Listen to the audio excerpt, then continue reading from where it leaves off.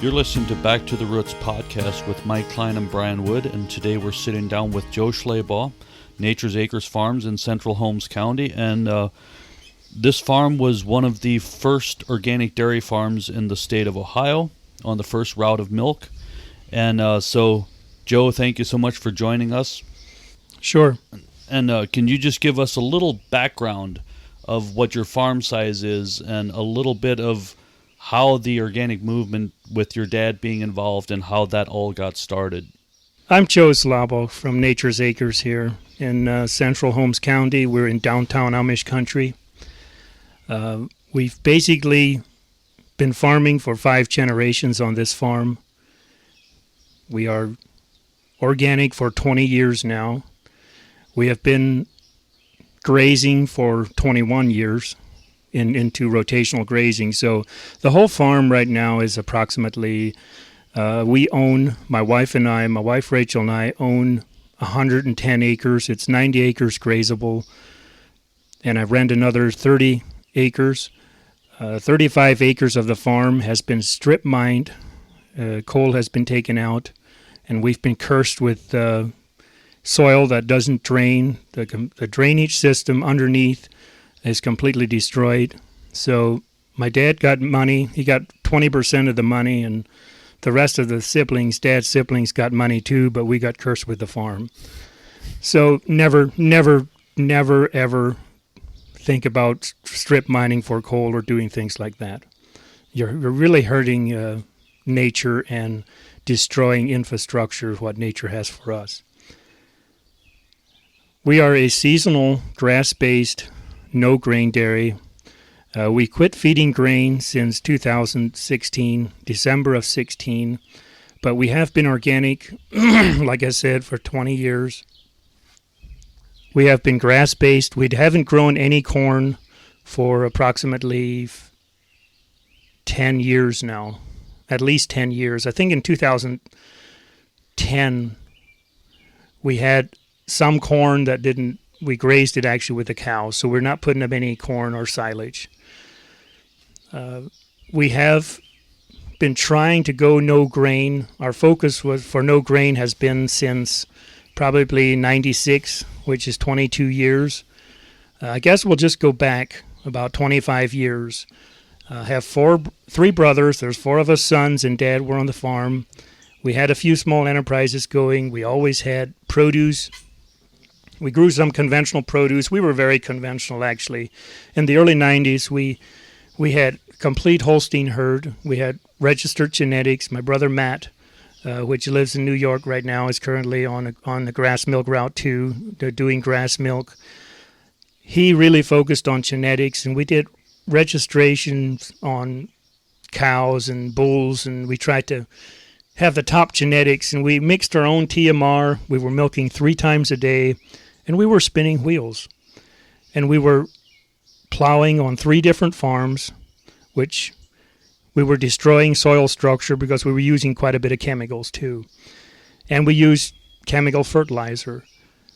So in 1994, the local county extension agents got together a grazing meeting at a local schoolhouse, and we attended. My brother Matt attended, and he was not really impressed, but Dad kind of thought we need to go and check things out and see if there's any new ways of farming.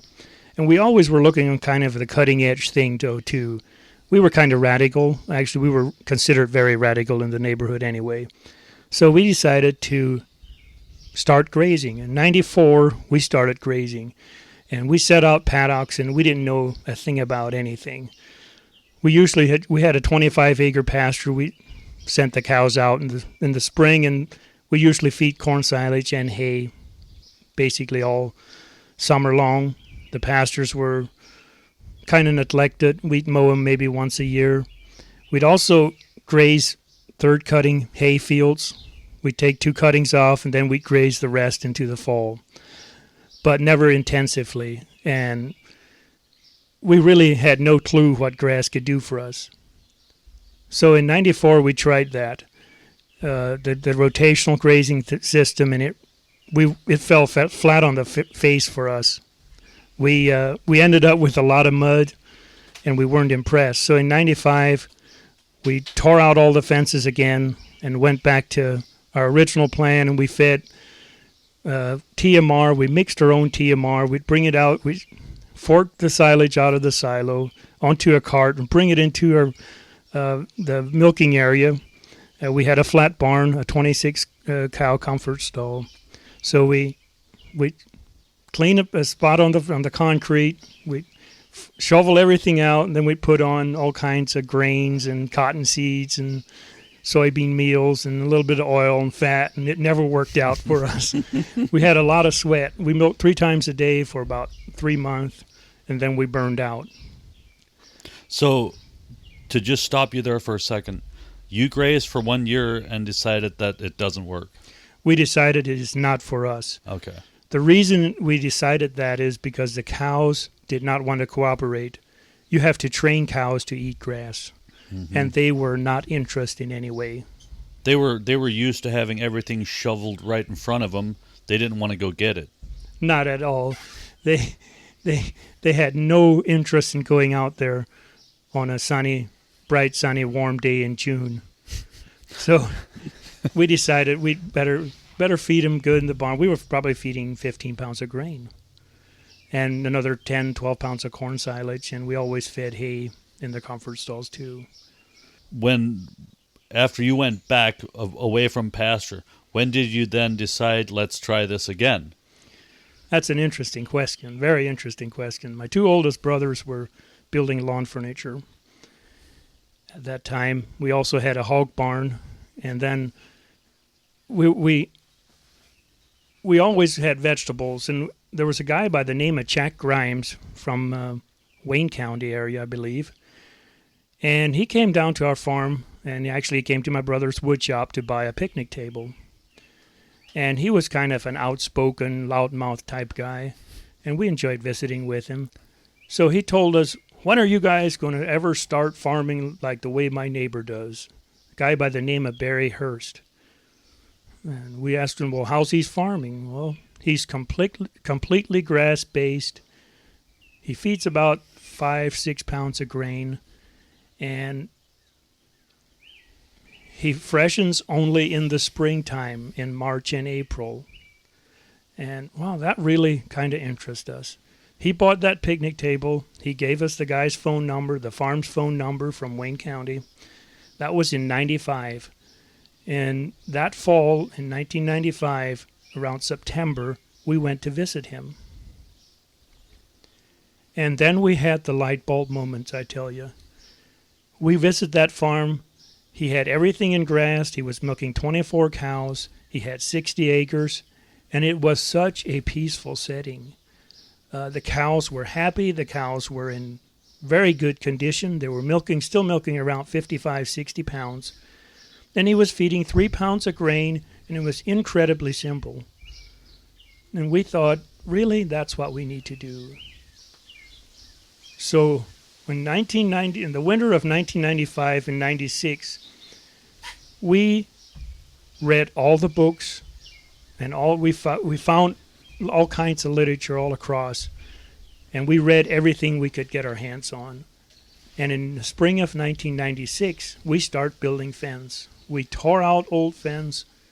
We were strip farming. We have hilly soil here, so we strip farmed, so we don't have as much erosion. It's kind of interesting, and we have one spot here where we grow tomatoes in a greenhouse. My brothers do, and there's 3 foot of topsoil in that bottom area, and there's only 6 inches on the hill. So every time you run that plow across that hill, all that topsoil is going to wash down into the bottom, and we can grow nice tomatoes. That's no problem.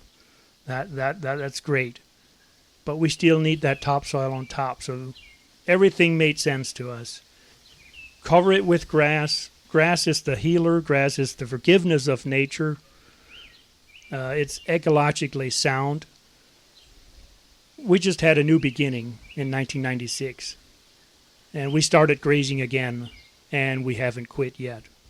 And you said the first time around the cows were, you had to train the cows. And in working with some farmers that have decided to switch to organic, and they were looking at organic as, a potential price premium, they weren't necessarily grazing. And trying to, I've watched them try to go from confinement to grazing, and it is always a flop. That first year, I should say. And so what did you learn from that first time, or what did you do the second time that trained those cows or got those cows to go along with your new philosophy? Good question. It was in the springtime of 1996. We decided we got to quit feeding our cows in the barn. They simply cannot have as much feed in the barn. So we chased them out early, like 6 and 7 in the morning, we'd chase them out. And they started grazing. In the springtime, everything was lush, everything was great. And the transition was actually easier than we thought. I really do think it was not as much in the cow's head as it was in us farmers. Well, isn't that part of the struggle is convincing yourself that this is actually going to work and that you're not this crazy person that's trying something that is so far away from the way you were doing it? It's probably harder to convince yourselves than the cows. That's true. That's very true. Because going no grain, I thought grain was always, and it is, grain is a crutch. And it's still, feeding grain is still very profitable. But it was more of a challenge to convince me to go no grain in the last year and a half, 2 years now, that there was not as big a challenge with the cows than it was with myself. And, I kind of got a rush out of it. Being on the radical side, you do things that other people aren't doing. So if you aren't the lead dog, the scenery never changes. So That's interesting. We always tend to look for things that other people are not doing. Mm-hmm. Well, that's a good way of going about farming. I mean, too many times, and that's the fear in the organic industry right now, is that it's being taken over by large organic. And whether it's true or not, always diversifying or being in that niche market is the way to stay ahead. And is that part of what finally drove you to go that direction? It absolutely was one of the main factors, is to completely get away from industrialization of organics. I wanted to do something. I want to milk cows and be in a system that the large organic industry cannot copy. And it's just another step or two away from industrial organics. What I'd really like to get into is more of a specific quality of milk, into more the CLA testing, and we get paid for the higher CLAs, the omega-3s and 6 ratios, the fatty acid. I think we should start doing that, and we should be paid for that too. So if I want to produce milk, which is grass milk, no grain milk, I want to produce the absolute highest quality product for the consumer, and that the consumer wants and the consumer needs. It's a health product. It's actually a health product. It's not just a food. Yeah. But, as far as, I'm just wondering about your learning process of going, what were you feeding for grain before you decided to go no grain?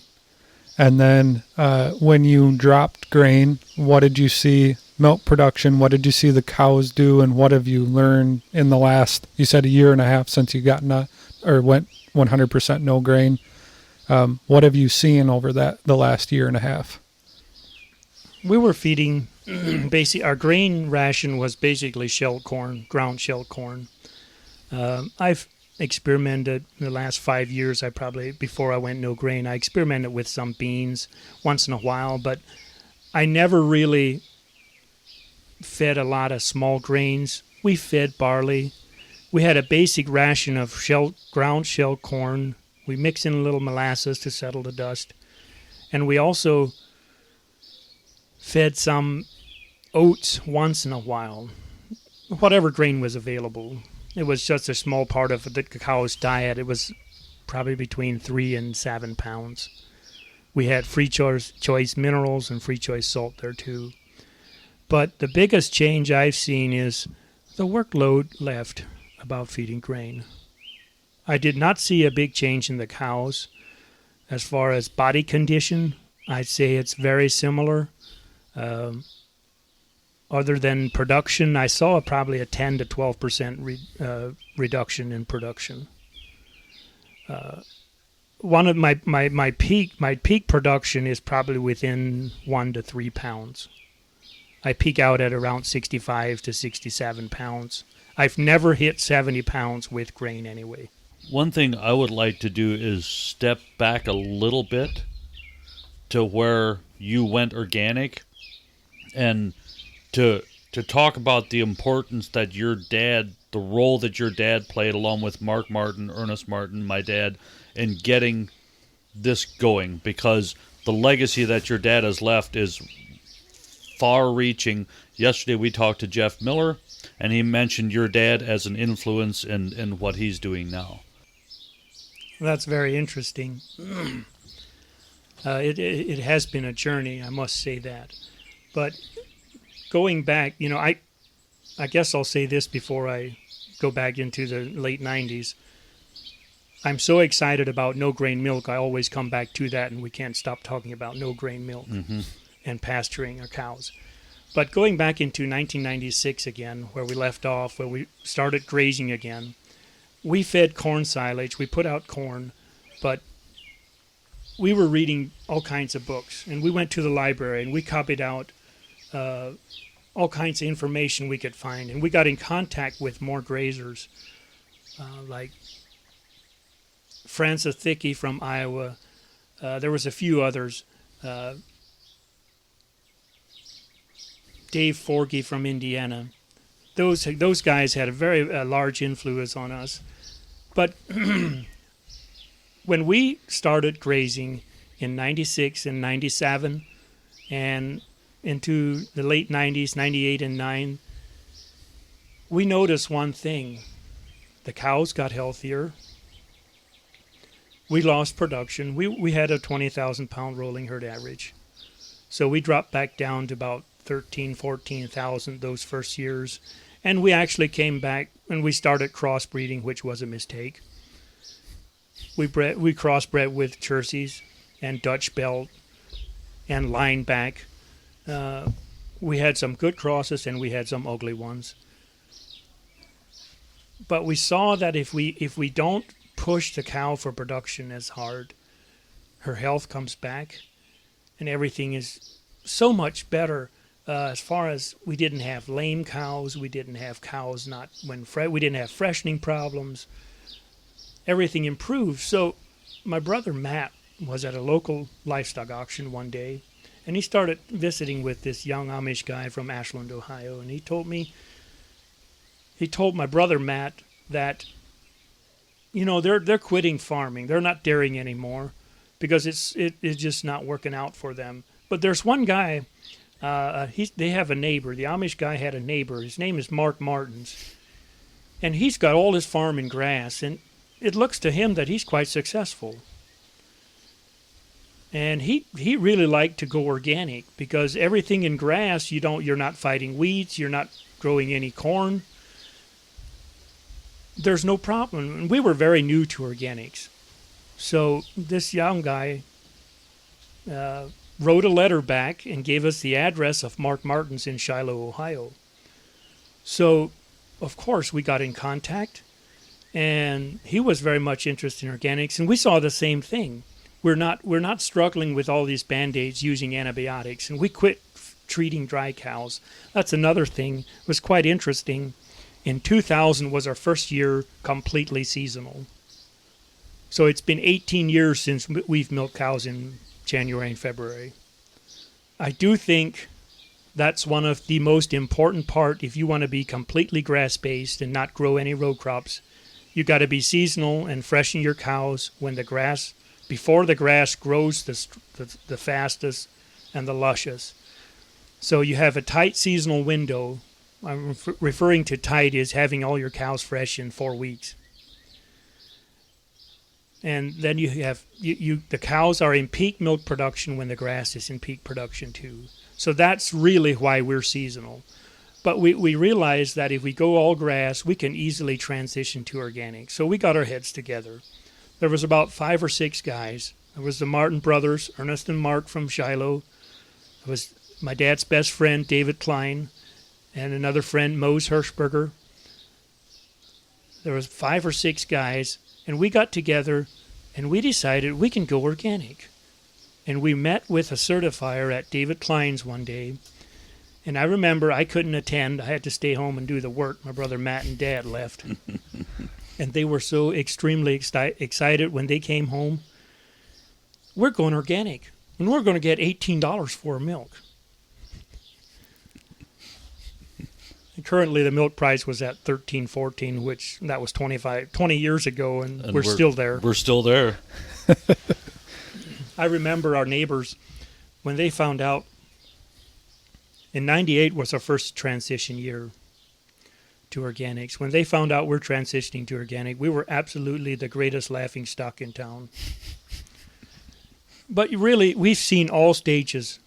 We've seen the ridicule, the laughing stage, and then we've seen the violently opposed stage of our neighbors, and then finally it is accepted as self-evidence.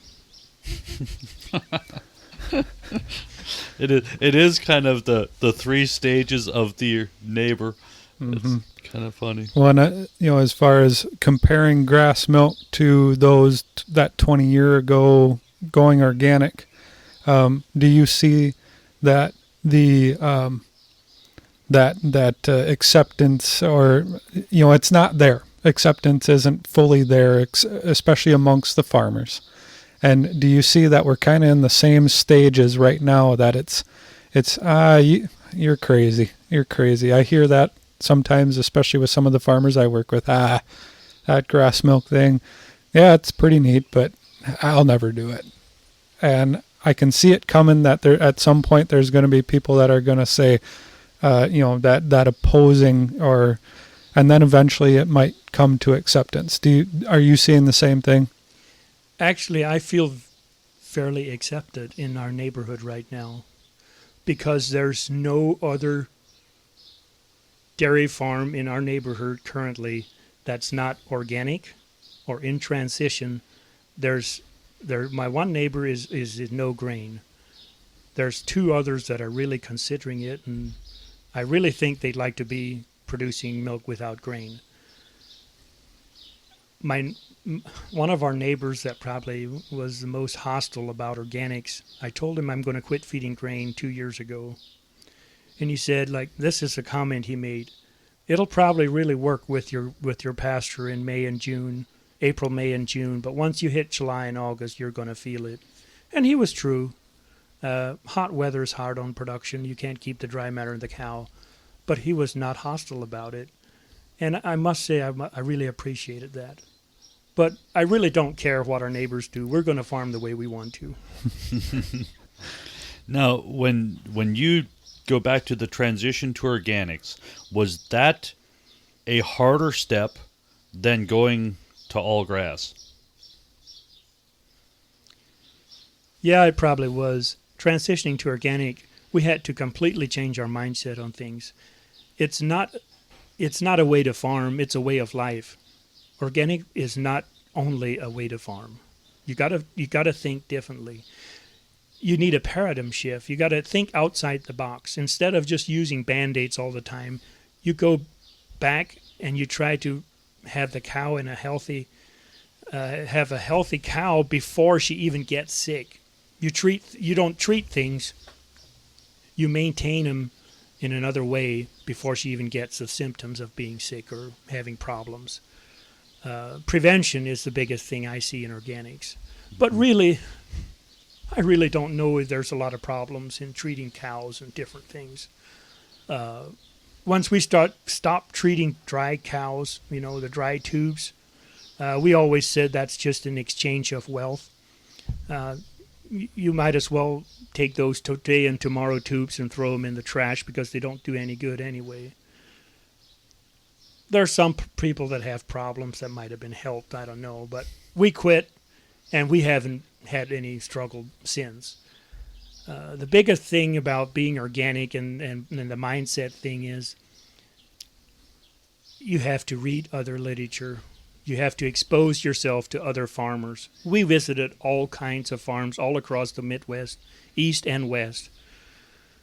We went to Pennsylvania, we went to New York, we went to Indiana and Missouri, and we've had quite a journey in this. We've tried all kinds of new things. We've tried mop grazing. We've tried different species of grass. Some didn't work out. You know, to be a grazer back in the early 2000s, if you had ryegrass and clover, you were a grazer. You had no clue about managing grass, but if you had ryegrass and clover, you were a grazer. And it's good grass. It's a fair weather friend. But for the most part, you got to adjust to the grass on your farm and acclimate to things. You said you tried a whole pile of different things, and we're talking about some of the successes. Can you pick out one failure that that sticks out in your head that you really feel, oh, we tried that and that absolutely did not work? In 2010, we got in contact with Greg Judy from Missouri, and he promoted mop grazing. And he had beef cows, and he told us it's the same thing with dairy cows. And in 2011 and in 2012, we tried the 60 to 70, 80-day rotation on dairy cows, and it was a complete flop, I admit it, openly. Our neighbors had a lot of fun laughing at us. Our cows were in great condition, but we dropped in milk production quite a bit, more than dropping than grain. We still get paid for our milk, so we still want to produce milk.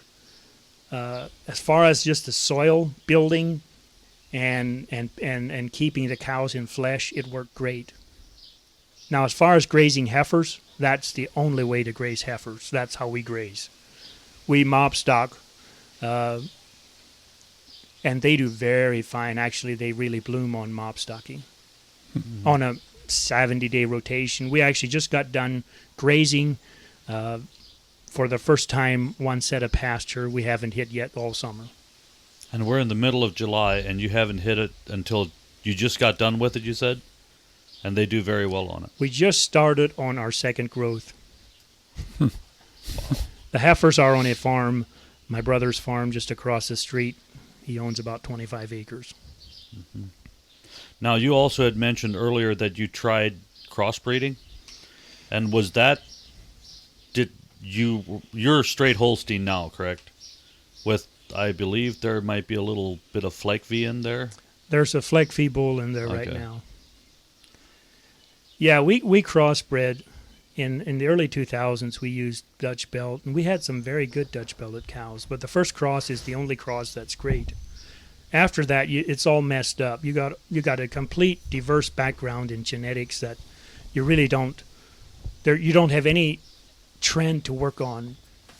So we decided we need to change things a little bit. So in 2008 or 10, we started looking into old genetics. We started buying semen from a guy in Pennsylvania the bulls were born in the 60s and 70s. Strong, deep, and wide bulls with the spring of rib, a good belly girth, something that can handle forage.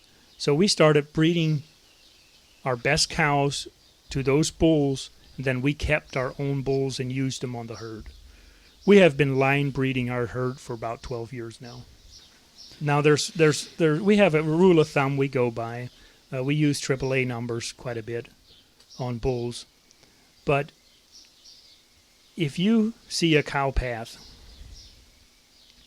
right in the center of the cow path, there needs to be some grass growing. If there's no grass growing on the center of the cow path, the cow is not wide enough. Now, You don't need to see a foot-long grass. As long as I see some green growth in the center, I know that's where we want to go to. To get the width on the cow, the front and the back legs are so far apart that they're not trampling the dead center of the cow path that's 16 inches wide. Well, that's something new. I'm Not- going to really start noticing cow paths, cow lanes now. Not all our cows are that wide, but for the most part, I do see a trend, and I'm really excited. That's a new one. No. I should actually show you guys some paths. I want to see that. Because when I was out to score your herd a couple weeks ago, even with the hot weather, you have got wide, deep cows, and they really hold condition well, even in the hot weather. Now, we had a little pasture walk here a couple weeks ago with a couple farmers, and you had mentioned that when you're grazing clover or alfalfa in hot weather, the cows, the smell is different, the flies are worse, and they can't handle the heat as well. Can you explain that a little bit? Because I had never heard that before, and I found that really interesting. Sure. One thing I've noticed, when the weather gets above 85 degrees, cows tend to, they want to eat, but it gets so hot, if they get too much of a rich protein diet, which is clover and alfalfa. I don't have a lot of alfalfa. I have one field that had probably 50% red clover, and had some ryegrass in it and some white clover. And it was probably in the 90s. And what I noticed, the cows did not want to eat after about 10 o'clock. So I figured out if they eat that clover at night, they cool down. They're cooler, and the flies don't bother them as much. But the reason they get so hot is because it's too high protein. And the smell and the taste of the blood in the cow is different. So the flies, if they get too high protein, too much protein, the flies they're attracted to the cow and they want to eat it. And they bite the cow, and they're terrible on the cow. So high protein in hot weather is very bad. So I switched to basically a straight grass pasture with a few clovers, and things were different, very different. The cows kept cooler, the cows were better conditioned, they filled up, and the flies didn't want to bother them. So I grazed my clover and alfalfa at night and my grass in the daytime. Mm-hmm. And you also mentioned that you don't have the bunching because the flies aren't as bad. They handle the heat better, so they don't bunch, and then they'll graze more. The cow feels better. The cow feels a lot better. If you'd go out there and you eat nothing but green beans or peas, you wouldn't feel as good either. So you got to eat more lettuce. Do you see, with what we're doing with grass milk, do you see more and more farmers looking at it, interested in it? Do you think that's where the trend is going? Or is it still a niche? Organics is no longer a niche. Well, it still kind of is. But is this more than a niche within a niche, you feel? Very much. It's a niche within a niche. But I'd really think the future of the small family farm, less than 75 cows, we need to focus on going no grain. We need to be pastoral farmers. I'm going to go back in the late 90s. We started our own organic milk co-op with 7 farmers, and we found a dairy in Utica, Ohio that would process our milk. And we farmers tried to market our own milk organically. And we struggled. We farmers tend to be good in milking cows and hauling manure and making hay and cutting pastures and things, but we're not marketers. And we struggled for about a year and a half. And then finally, Organic Valley Co-op from Wisconsin looked into us. We had about 11 farmers that were interested, 4 more that were interested to be on the organic truck. And much to our delight and thankfulness and greatness to Organic Valley, they formed a pool here in Ohio and started a milk route. And I guess to this day, there's how many on the Organic Valley truck here in Ohio? 185 or something like that. It's kind of interesting to us to see from 7 farmers to 180 farmers in 18 years. Mm-hmm. And just seeing that, it's been really, how would I say, it's strengthened the community immensely. There's more organic co-ops in here. Horizon Dairy's in here too. And I think we need the competition. There's a few different guys looking into another grass-fed thing. Maple Hill Creamery's, of course, in New York, but I don't think they're in Ohio, and they never will be. But I do see some guys processing their own milk. There's some interest in processing their own grass milk. Greenfield Farms is another co-op here in Holmes County, and they just started with milk. They're struggling a little bit currently to get the shelf space. But coming back to the question that you had, Mike, was about seeing the future. To me, the best thing we can do is to follow the consumer.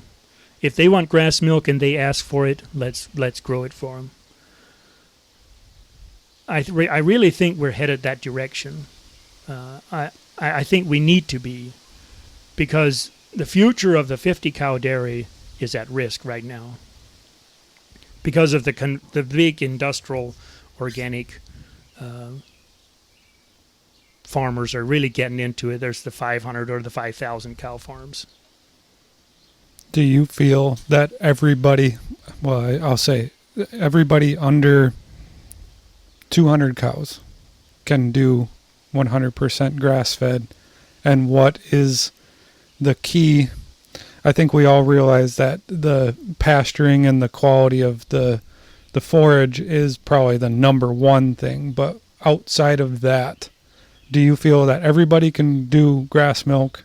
And what is the key outside of top-notch quality forage being the main focus?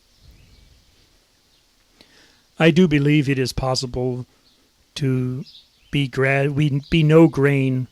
Any farmer with less than 200 cows can be no grain. You need to change your mindset. Not all farms can be alike. Some farms will not grow grass as good as alfalfa. So if you grow alfalfa, you need to feed sorghum or a warm season annual with that to get more energy into it. I do know I have friends and relatives in western Ohio, and they struggle with growing grass in July and August and latter part of June into September. And they grow more alfalfa. So growing alfalfa and being no grain is it's hard on the cow. There's too much protein. So you gotta figure out on your farm how you can do it, and it is possible. I am 100% sure it is possible. You will need to change your genetics though too. Genetics of the cow is very important. The most important part is right between your ears. Mm-hmm. It's a different kind of management. It's more intense. Currently, I take the cows out at about 6:30, 7 o'clock in the morning. Usually by 9 or 10, I go out and I give them another piece of pasture. I move the fence, the brake wire. And then by 11, I do it again. And if it's this hot, currently we're in hot weather with the last 10 days, 7 of them were above 90. So I take them into sorghum, which is a warm season annual. You got to keep the cows, you got to keep the dry matter in the cows, and you can't do it by just bringing them in and doing it in a feed bunk and feeding hay. It will not replace that. It will not replace good grass. Mm-hmm. I do feed hay because they will not eat on the outside when it's 100 degrees. I bring them in.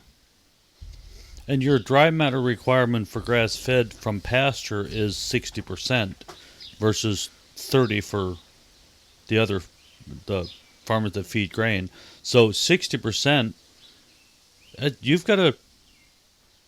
60% is a lot more than once you start crunching the numbers. 60%, that's a lot of grass. It is.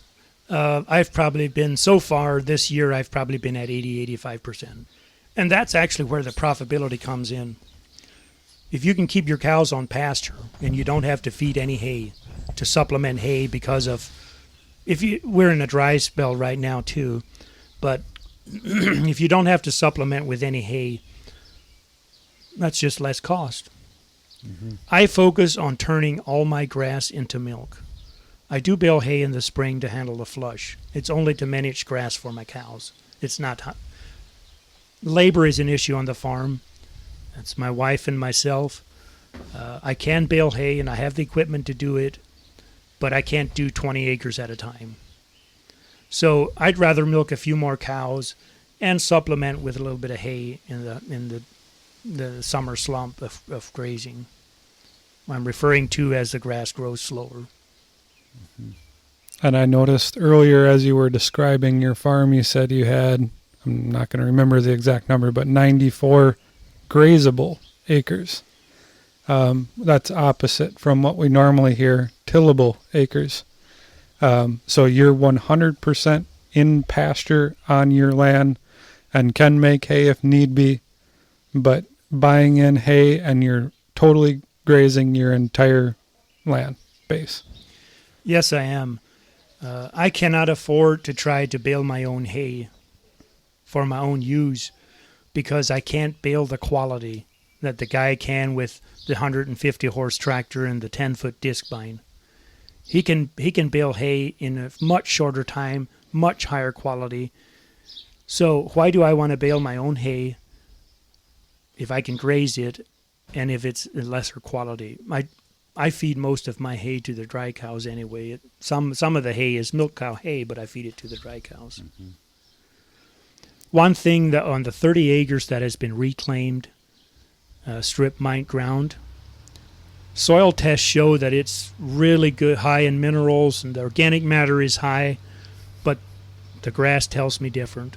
We used to plow that and put it in corn and had a rotation of corn and oats and a small grain and hay. And it plows probably 50% harder. We farm with horses. It plows harder than the ground that has never been strip mined. And if conditions are absolutely perfect with rain, moisture, and heat, you can grow a decent crop of corn, maybe 120 to 150 bushels. But if the extreme weather patterns we're getting into the last 10 years, my strip mine ground can turn from a swamp into concrete in 2 weeks. Mm-hmm. It can't handle, and that's the same thing that Ron Milner said with farming his strip mine ground. It cannot handle extremes.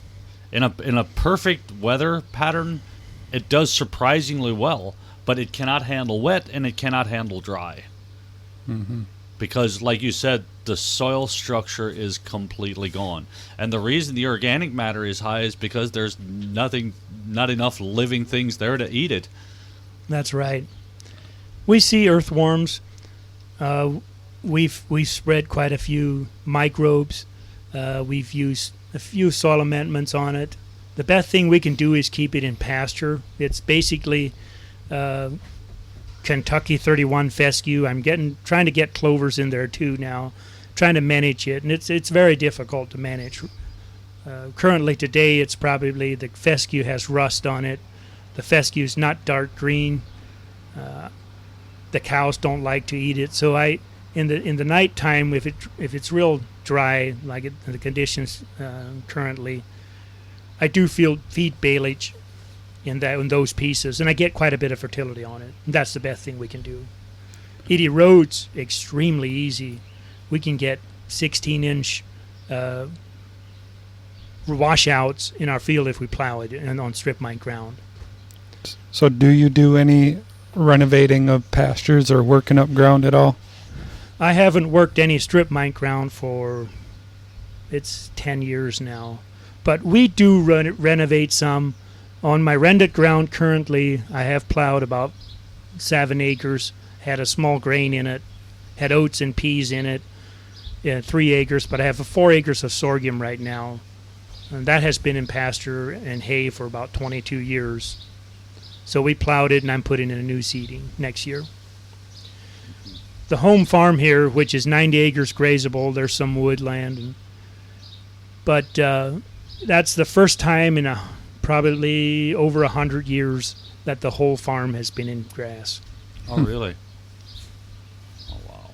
So what do you see over time? Do you see, we talked to a couple farmers that have said, fast rotation builds organic matter, or that after, I think it was somebody yesterday said 6 years in grass, and then they'll start to see depletion in productivity. So obviously you must not be seeing the same things, or are you seeing it and managing it differently, or what? How are you managing that? Year 5 and year 6 of a new seeding is probably the lowest slump we see. If you get up to year 8, you see a drastic increase. Not all pastures respond that way, but most of them do. These new types of grasses, much to my dismay, are not bred to last long. They're only bred to last 5 years, 3 to 5 years. So you got to rotate all the time, and that's not my idea of things. We like native grass. Actually, I graze a lot of quack grass. Row crop farmers don't like quack grass, but my cows do, and they milk on it. We don't see as much because our pastures are so tight with orchard grass and clover, the quack grass can't come through. Most of my pastures currently are, the average age, or average seeding age of my pastures is probably 10, 11 years. Mm-hmm. And if I have no reason to renovate, I have no reason to renovate a pasture if it's still very productive. Now, I do have pastures that are not productive. Orchard grass grows like crazy on our farm. I almost can't control it. We started grazing taller, and that really promoted orchard grass. We graze. I like to bring the cows into a field when the grass is approximately 16 inches tall. Mm-hmm. And then take it down to what, 8 or 10? I take it down to 8 right now. In the springtime, I take it down to 4. It's probably not 16 inches the 1st of May when I go into it, but through May and June, the first part of June, I take it down, and we clip pastures. I go through and clip all pastures till I like to have all pastures clipped once till July 1st. Mm-hmm. And I cut it at 4 inches. Now, when you graze taller like that, and you said it promotes orchard grass, are you having a problem then keeping clovers in it? Not as much as we used to, because I really up my stocking density. I mob it and I trample. Even if I have an 8 or 10 inch stubble left, a lot of it is trampled. It's all about having leaves left to collect the solar, the photosynthesis of the sun. That's the only free energy we have. So we need to have a green growth. We can't take it down to 3 inches, and it's got to grow from the sward's got to grow back out completely out of the crown of the plant. So we have 8 inches. I just noticed last week I was on a pasture that I grazed down to probably about 5-6 inches, and we had 3/10 of rain here the last 2 days, and it was collecting solar. And there's much more growth on that field than a field that has not been green yet. I grazed it and it was kind of turned brown on me 10 days earlier, and it's still not growing. So it's collecting solar all the time, and that's where our sugars come from, through the plant down into the roots and feeding the microbes in the soil, and then the plant feeds on the microbe poop, basically. One of the biggest things I see is we never talk about gully washers anymore because we don't have any. We can have 3 inches of rain and there's clear water running down our driveway because there's no soil exposed on the farm. Mm-hmm. And you even have grass in the cowlands. We do. Have you seen an increase in organic matter? I know you said that watching that isn't necessarily the grass is the indicator, but doing this practices, I know that's one of the big benefits. We have seen quite a bit increase. We started with organic matter at 2 and 3. Most of the farm currently is probably at 4. I do have fields up to 6 now. I would have liked to see it increase quicker, but I think we have so much microbial activity, the organic matter is broken down all the time. As far as cow patties in pasture, cow manure, my rotation currently is probably 21 to 24 days, and I just take the top third, and there is absolutely no refusal of my cows from a cow that pooped 3 weeks earlier. Mm-hmm. One of the biggest things is it's 4 or 5 inches from the cow's mouth, but we don't see manure patties. Mm-hmm. The microbes in the soil and the dung beetles have eaten it up. That's pretty neat. That's what the whole organic system is all about, and that's what, I shouldn't say organic system, that's what the whole grazing system is all about. That's the whole principle behind it, and it's pretty neat to see that it's working here. Do you have dung beetles like crazy in all your fields? No, I don't. There's not a lot of dung beetles on strip mine soil. Really? No. And it's hard to find dung beetles sometimes, too. You can see their work, but you can't find the beetle. Mm-hmm. Every once in a while when you have that perfect day-old patty, you take your foot and you just kind of scrape the top off and it's just alive with them. You know, and it's amazing how many people that once they're organic for a couple of years, all of a sudden are starting to see dung beetles again. They didn't even realize that they were gone. Yeah, that's very interesting. Nature always bats last. So if you let nature do its work, instead of fighting against it all the time, nature has a lot to offer. Mm-hmm. I wouldn't say that I'm a tree hugger. I might be close to one. I don't like to see a lot of chemicals used. Well, we never use any chemicals, but I do see that we need to change our mindset on things, the whole community as a whole. And there has been more and more emphasis on being organic, and there's a lot of people that are starting to eat organic too. And speaking of eating, I want to take this before we wrap up. Oh, no kidding. Completely different direction. I got word yesterday that you're a pretty good griller. I might be... I can vouch for that. I want to pick your brain a little bit on some of your techniques on grilling and what I hear you only use charcoal. Usually I only use wood, hard wood. I just started using charcoal because it's the easy and the lazy way to do things. Well, that's not usually your style, it doesn't sound like. Spending all your time learning about grass milk and decided to cut the corner on your grilling side of things, it sounds like. Have you always liked grilling and playing around with it, or is this something that kind of came on lately? Oh, I've been playing with this for probably 10 years. Mm-hmm.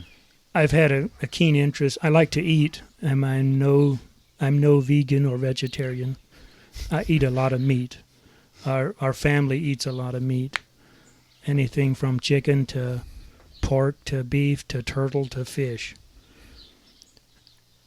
One of the biggest things is I'm very careful to never overdo the meat. It seems in our circle here, the plain folk, the Amish folks, all they tend to like to eat is potatoes and pastries, and they never really focused on meat. So if you really know or try to understand how protein, a piece of protein on top of a fire, how you can really work with it, it's a whole different game. Amish women tend to overcook things terribly. Well, the meat's fried.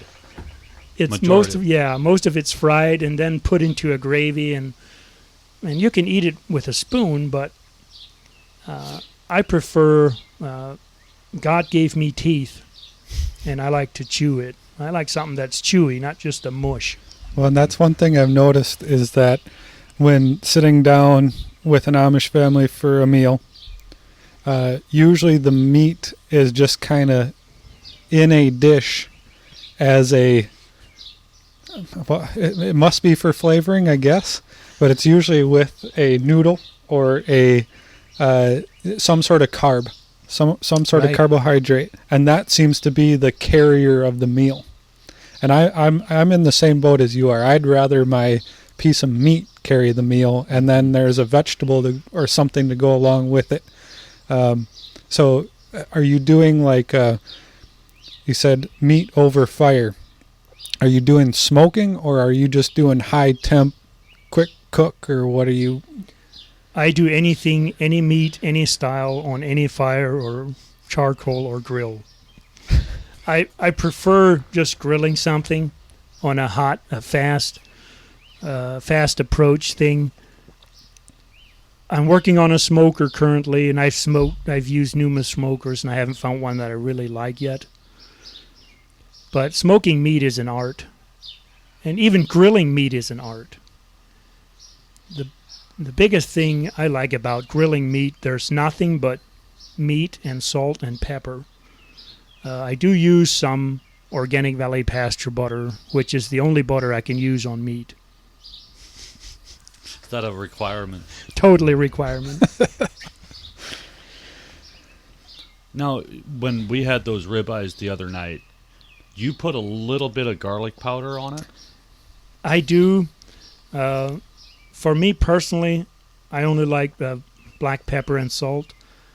Garlic powder and onion powder kind of creates a little crust and adds a little spice. Mm-hmm. And if you use a little butter while your flames are hitting the steak, you really create a crust, and you get that salty crust on there, and you have a medium rare steak that's got a good crust. It can be mind-blowing. But how hot does your fire have to be to get that crust? You got to have it at around 700 degrees. Okay. I use my hand to test the temperature. I go down to the level where the meat's going to sit on the grill. And if I can keep my hand there for more than 2 seconds, it's not hot enough. I bought one of those fancy grill top thermometers. I used it for 1 year, and what I realized was I was within 25 degrees of guessing it after just watching it. Now, the back of the hand on top of the grill. But with the one thing with charcoal, you can get a hotter, evener heat, can't you? Very much, and you don't have as much flare-ups either. Yeah. I kind of like the flare-ups. I do too. I like those burned edges. They're not really healthy for you, but I like the taste of it. There's something about, and I'm with you guys on, if we're grilling meat, the meat is the focus. Okay?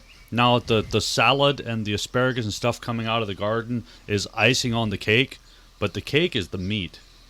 That is, it'll never be the afterthought for my meal. We may be disinviting ourselves from many dinners from here on out. Well, as long as Joy invites us for steak here sometime. But the quality of the meat is what I think people tend to forget, because there's two very good steakhouses in the area. And one of them is about half as expensive as the other. And the cheaper one, the steak are really good.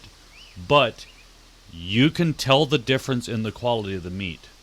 And that's always been my problem with going to a barbecue place is, well, they get cheap meat and then they just drown it in high fructose corn syrup sauce.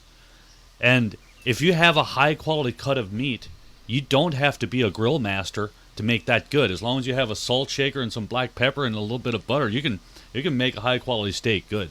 Well, and tying it back into the farming side of things, the quality of the meat that we've been learning, especially with 100% grass-fed beef. That's another big movement along with the milk side of things.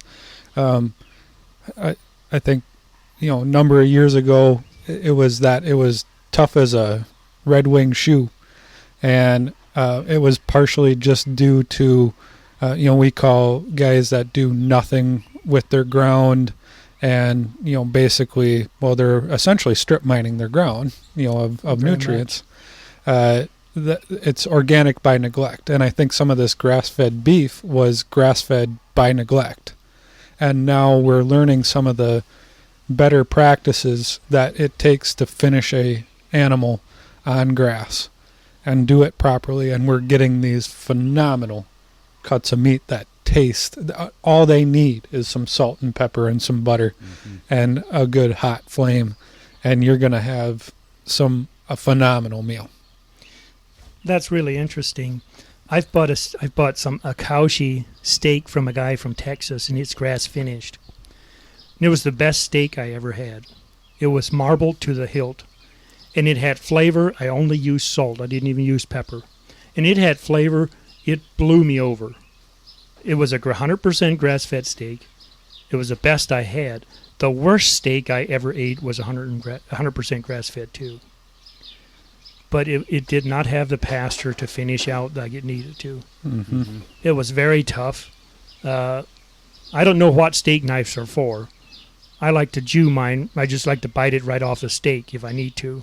If I can, actually. Because once you use a knife, most people, if they use a knife, they need to pull it through some kind of corn syrup sauce or something. So you don't use A1? I do not. That's an insult to any steak I grill. My wife is I don't know. I feel like for a lot of people, it's almost a habit that you have to dip it in something because that's just the way we grew up, and that was the way people were raised. And Mike, I actually bought half of Mike's steer 2 years ago, and I had gotten good meat before that. And when my wife came around and she started dipping her steak in A1 sauce, I said, if you're going to do that, you need to go in the other room. I can't watch you. It was an insult to my cooking, and the meat too. It was an insult to the animal that is feeding us.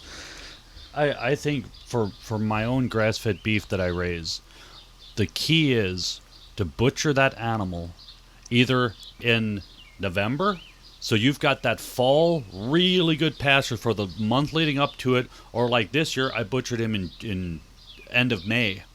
So I had 6 weeks of really good grass to really push him, and I left him a bull simply because it was part Fleckvie, and the hamburger was actually too fatty, the first one that was a steer. So this one I just left a bull, and he was just over 2 years old, and I've never had a ribeye better than, we're going to have to maybe just go home and build a fire for lunch. There's a guy by the name of Mark Schatzker, and he wrote a book. It's called Steak. And I've read that book twice or 3 times already. And he traveled the globe to find the best steak. The best steak he ever ate was a grass-finished 11-year-old Scottish Highlander cow. 11 years old? Yes. A cull cow. A cull cow. That was in Europe somewhere. I really think I can take a bad quality steak and make it edible, if you know how to grill it. But I still prefer to source my meat if I don't have my own meat. We raise our own hogs and beef. If I can find some other beef, some grass-fed beef, I always buy it. I do some custom grilling for people. I guess a little small catering thing. And there was one time I had probably the best looking ribeye from a local butcher, from a local grower. And they were grain finished. They weren't as tasty as a grass-fed beef would be. But I grilled them for the family, And they sat down to eat, and I see this tomato catsup bottle flowing around the table and being dumped on the steak.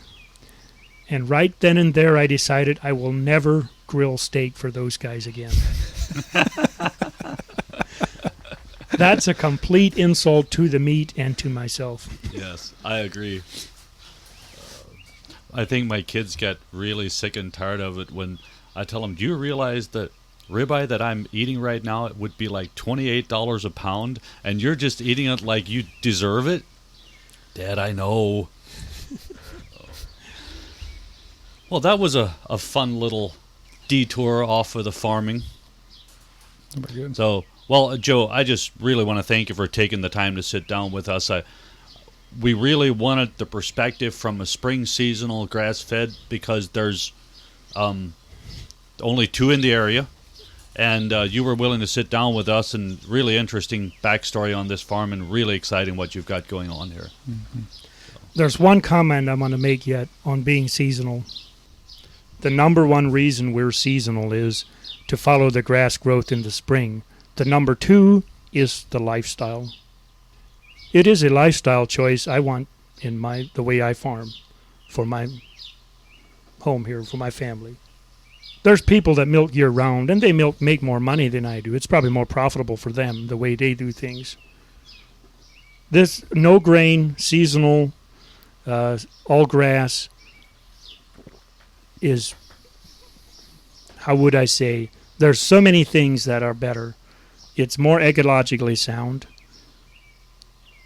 You're working with nature, you're healing soil, and it's profitable. It's got to be profitable. I won't do it if it's not sustainable that way. Its all-around thing is just very sustainable. And to me, I would like to see a whole lot more people do this. I really think the easiest way to go no grain is to be a spring seasonal dairy. Well, I think there will be folks that will be able to take this recording and hopefully learn a few things and maybe apply some of the practices. So yeah, I also appreciate the time and thanks for the knowledge and the time. So thanks a lot.